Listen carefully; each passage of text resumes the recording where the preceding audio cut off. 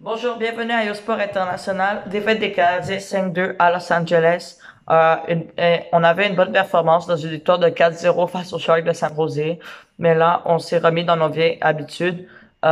C'est très bizarre ce qui est arrivé. D'abord, une victoire de 6-1 face aux Red Wings, suivie d'une défaite de 5-1 face à Seattle, suivie d'une victoire de 4-0 face à San Jose et d'une autre défaite de 5-2.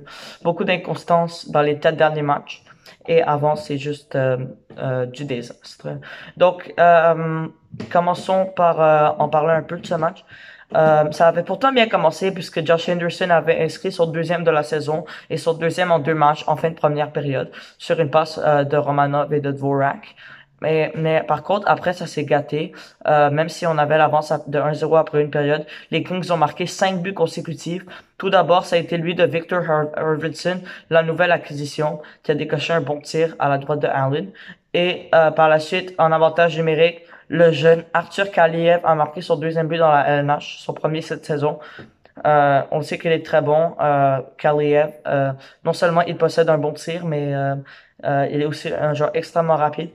Et par la suite, encore une fois, cette fois-ci en troisième période, avantage numérique LA. Rasmus Kupari, c'est un autre jeune de Los Angeles qui va bien. Tout un tir, encore une fois. On a des jeunes joueurs qui ont des tirs élites. Et du côté de Los Angeles. Et après 2 buts consécutifs de Iafallo sur des mauvais jeux défensifs. Ça fait 5-1. Ventura a peut-être marqué un but d'honneur pour faire 5-2, mais ça n'a pas été assez. Euh, et par où commencer? D'abord, c'était le retour de Dano contre son ancienne équipe Montréal et le retour de Toffoli à Los Angeles. J'ai trouvé que Dano a quand même connu un bon match pour son équipe, même s'il n'a pas participé au tableau principal. Et sinon, c'est encore une fois les mêmes choses. On dirait que ça se continue. Venait d'avoir une performance de 45 arrêts, mais maintenant, il est beaucoup plus faible avec seulement 33 arrêts sur 38 tirs. Et ensuite, on a les déboires défensifs. Encore une fois, il n'y a pas un joueur qui est en confiance en ce moment défensivement. Ça va, ça a l'air d'une terrible signature jusqu'à maintenant. Ben Sherratt, c'est très très inconstant. Une fois bon, une fois très mauvais, paraît très mauvais, etc.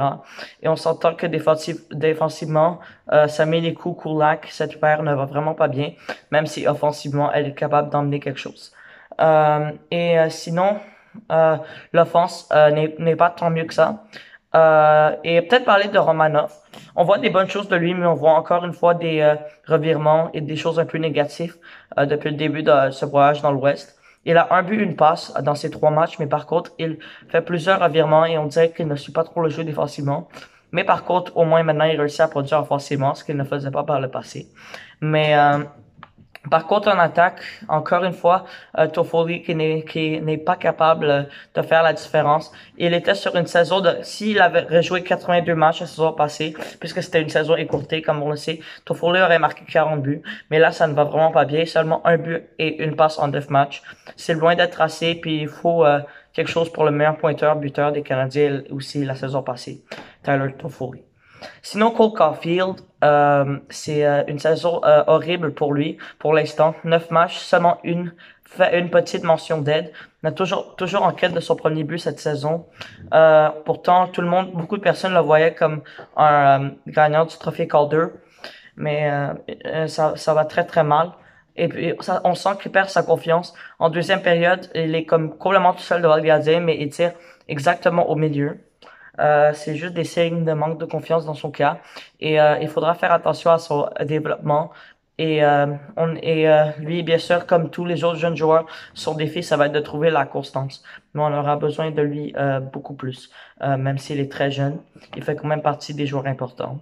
Sinon, Suzuki, c'est un autre qui a un match discret, mais en même temps, il a obtenu 2 passes face à San Jose, 4 passes en 9 matchs.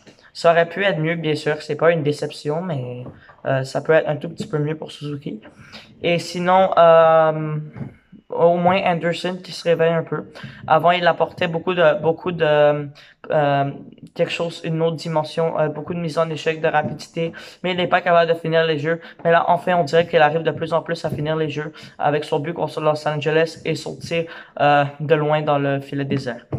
Euh, c'est au moins l'équipe a fait la finale de la Coupe Stanley là, mais après ça, ça a viré en quelque chose de très difficile. Seulement 2 victoires en 9 matchs cette saison.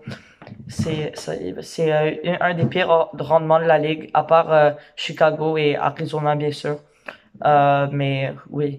Euh, donc, on s'attend à beaucoup plus et tous les joueurs doivent se lever parce que hier, il n'y a pas un joueur qui joue bien. Et puis, c'est un effort d'équipe. C'est une équipe, si on va gagner, il va falloir jouer bien.